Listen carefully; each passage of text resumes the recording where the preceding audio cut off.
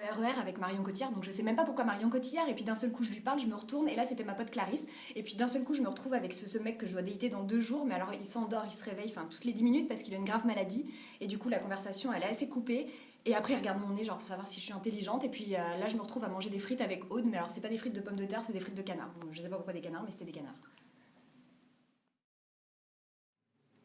Je suis en train de faire un footing dans la montagne. Je suis sur le flanc de la montagne. Je cours, je cours, je cours et j'arrive jusqu'à des espèces de grands voiles blancs qui sont accrochés sur le flanc de la montagne. Donc je monte sur les voiles blancs et je glisse. J'arrive pas à m'accrocher à rien et je glisse, je glisse, je glisse. Et pourtant, j'arrive à monter malgré tout. Et j'arrive en haut de la montagne, dans une espèce de petite cabane en bois. Et là, je me retrouve dans les bras de ma mère et je suis un bébé noir.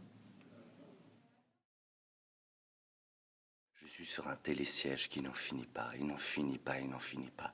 Je suis au milieu, la nuit tombe, je suis aspiré complètement littéralement par le sol. Je regarde à mes pieds, je vois des formes monstrueuses avec des dents acérées qui m'aspirent. Et moi, enfant, je glisse, je me retiens par tout ce que je peux et irrémédiablement, je tombe.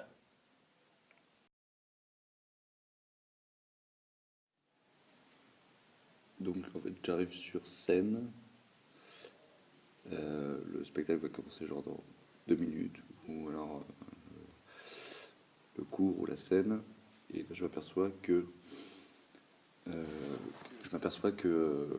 qu'en fait je connais pas du tout le texte, ou alors que c'est un autre texte qu'il fallait apprendre, et du coup bah, je me retrouve devant le public, euh, totalement rien pouvoir faire, et c'est la panique totale, quoi.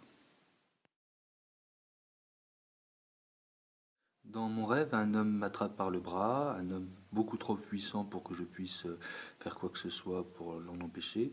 Il me mène à travers les rues de Paris ou d'ailleurs, jusque devant une librairie.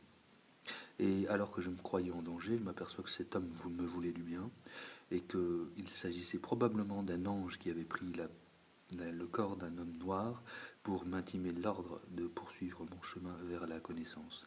Je me suis retrouvé devant cette librairie, portes ouvertes.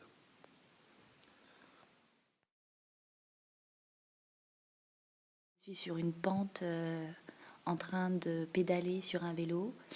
Les immeubles sont blancs, je suis sur une rue, la mer est bleue et le ciel est très bleu. Et au fur et à mesure que je monte cette pente, j'arrive à toucher le ciel et il y a une ligne bleue qui s'accroche à ma main et qui me suit au fur et à mesure que je pédale en fait, jusqu'à ce que je monte la rue.